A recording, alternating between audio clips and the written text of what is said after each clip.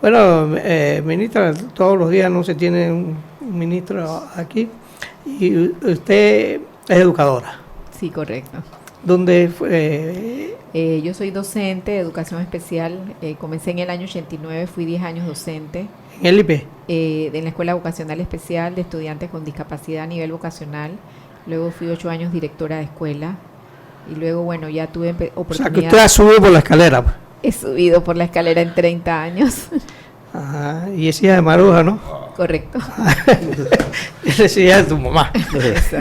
Bueno, ministra, la verdad es que a mí, en cierta forma, me duele ver a la ministra, en este caso, en la víspera del inicio de clases, tratando o teniendo que responder por el estado físico de las escuelas, si van a estar preparadas o no. Llegará el momento en que esta no sea una responsabilidad del Ministerio de Educación, sino que podamos trasladarle esa responsabilidad a los municipios, a las autoridades locales, y que no todo se centralice en Panamá, porque de verdad que entre más escuelas hay, más problemas tiene el Ministerio de Educación, y pareciera que nunca no va a llegar el momento ni que todas las escuelas estén listas, pero sobre todo que todos los años la más alta autoridad del Ministerio de Educación sea la que tenga que responder por el estado físico de la infraestructura de las escuelas. Sí, le agradezco mucho esa pregunta, doctor Ritter, ya que nosotros estamos como parte de las innovaciones educativas instalando la mesa de descentralización. Esta descentralización nos va a llevar a tener más efectividad en ese mantenimiento preventivo durante todo el año y no estar exactamente en estas situaciones. Yo le hablé de 53 escuelas en procesos de construcción y yo le llamo megaconstrucciones, porque un tema es que aquí hemos construido sin una planificación educativa y eso es un tema que estamos retomando. Sin embargo, el pan nuestro de cada día es el mantenimiento de las escuelas y es lo que yo digo.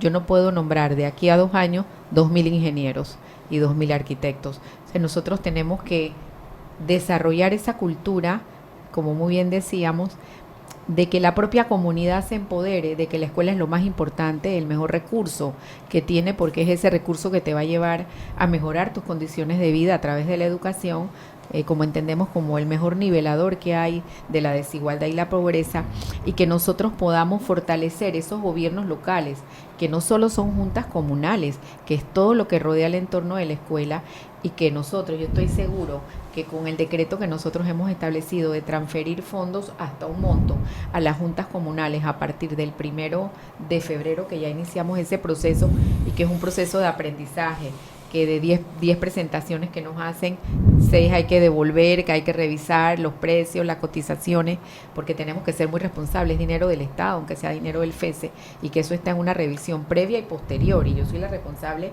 de esa transferencia de $18 millones en esta primera corrida histórica, que antes se había trabajado hasta 4 millones. Sin embargo, eso nos va a dar oportunidad a generar esa cultura desde el gobierno local, desde la comunidad educativa y desde la escuela, para que todo lo que requiera la escuela durante el año, el decreto queda abierto. Antes el decreto terminaba en la primera semana de clase. Nosotros los hemos dejado abiertos para llevar un proceso de evaluación y pilotaje a ver qué pasa. Probablemente muchas juntas comunales se apropien de ese rol que tienen en medio de la comunidad y en medio de cada escuela, y nosotros al final de año tengamos que cerrar las escuelas y decir las escuelas están listas solo para limpieza, porque nosotros tenemos inclusive, y era lo que yo decía, como decía acá el doctor, que tenemos que pagar para que nos cambien los focos de las escuelas. O sea, si usted ve la lista de reparaciones, cambiar foco, pintar y barrer. Y yo recuerdo mis años mozos, año 98, cuando inicié la dirección de la escuela, el día antes de comenzar clase nos íbamos 10 docentes, yo iba con mi esposo, con mis hijos, y todo el mundo iba con su familia, hasta la hojita seca para que la escuela estuviera limpia. Pero ahora, si no hay trabajador manual, si no hay inspector, si no hay cocinera, la escuela queda paralizada, y es lo que hablábamos, si no hay un director con liderazgo, no ocurre nada en la escuela. Pero, ministra, a ver, tengo una pregunta de un oyente, ¿no? Dice, ¿cómo se va a mejorar al docente? Y que si bien es cierto que se le paga bien a los docentes hoy día, ¿qué se le está exigiendo al docente para mejorar a cambio de todos los aumentos que se le han dado? Bueno, hay algo muy importante en el acuerdo de huelga del año 2017. Se establecen 2 instrumentos de evaluación, que es el sistema de mejoramiento de la calidad educativa, que se llama CIMESE, que establece los 3 periodos de aumento hasta llegar a un aumento de $1,000 en el año 2020, que este sería el tercer aumento, a cambio de iniciar un plan de evaluación institucional que se conoce como PINCE, que es de mejoramiento educativo institucional. Ese documento ya lleva un 98% de entrega de la mayoría de las escuelas. Sin embargo, nosotros estamos precisamente modificando el único documento histórico con el que se evalúa al docente y al directivo, que data de más de 60 años, que nos vamos a evaluar a la comunidad educativa, al docente, al directivo y a los padres de familia. Ahora, ministro, hay cosas que la comunidad no sabe. Correcto. Digamos, nosotros sabemos que cuando se derogó la reforma educativa, Panamá estaba lleno de internados en las escuelas del campo. Esos internados, a pesar de que se derogó la reforma educativa, siguieron funcionando porque las comunidades lo cuidaron. O sea, casi todas las comunidades indígenas tienen internados. Correcto. Y el internado es una cosa importante, porque enseña a la comunidad a cuidar las escuelas, digamos. Todas las escuelas de las grandes ciudades son vandalizadas todos los años y ustedes se enfrentan a ese problema. En cambio, las escuelas del campo, todas son cuidadas y la comunidad las protege. ¿Qué se piensa hacer? Yo recuerdo Susana Richa de Torrijos, ella decía que cuando ella era ministra, ella le preguntaba a una directora de escuela, ¿qué hiciste tú cuando rompieron la primera ventana? Porque las ventanas de vidrio se convirtieron en objeto de vandalismo en todas las comunidades. Y ella decía que el director de la escuela era el que tenía que responder. ¿Qué puede decir usted a ese respecto? Bueno, nosotros para las escuelas del área capital y de cabecera definitivamente que estamos instalando los sistemas de videovigilancia. Pero más que instalar ese sistema, es como usted dice, buscar la forma de incidir en la comunidad a través de un cambio de actitud. Nosotros tenemos en borrador una propuesta para presentársela al diputado Héctor Brand, presidente de la comisión, donde así como hablamos de vecinos vigilantes, hablar de un programa que se llame Escuelas Vigiladas. Y yo siempre pongo el caso del Moscote. Yo vivo en urbanización Chanis, yo voto en el Moscote cada 4 años y conozco la dinámica del área de Parque Lefebvre, Chanis. Y no puede ser que esa escuela, que estando en un lugar totalmente poblado, que los vecinos son los vecinos de la comunidad de toda la vida y que esté a 3 minutos de la estación de policía de Parque Lefebvre, sea vandalizada todos los fines de semana. Entonces ahí nosotros tenemos que hacer un trabajo con la comunidad, con la escuela y con los estamentos de seguridad del área. Esa es nuestra propuesta, porque las escuelas entonces empiezan a pedir guardias de seguridad, estamentos de seguridad, y eso no funciona. Y en cambio en el interior nosotros vemos esa cultura totalmente diferente en muchas escuelas, en otras no. Y yo, como digo, tampoco es ahora vamos a gastar $10 millones poniendo cámaras, que depende de si el director la tiene abierta. Entonces, si yo le pago al director el internet y si el director tiene teléfono, y entonces yo pienso que podemos nosotros retomar este tema de mejorar esa cultura. Mi mamá fue la que me dio la idea porque Lupita me dice, ¿por qué no haces un proyecto de escuelas vigiladas, así como vecinos vigilantes, y que la comunidad se organice si todos queremos aportar?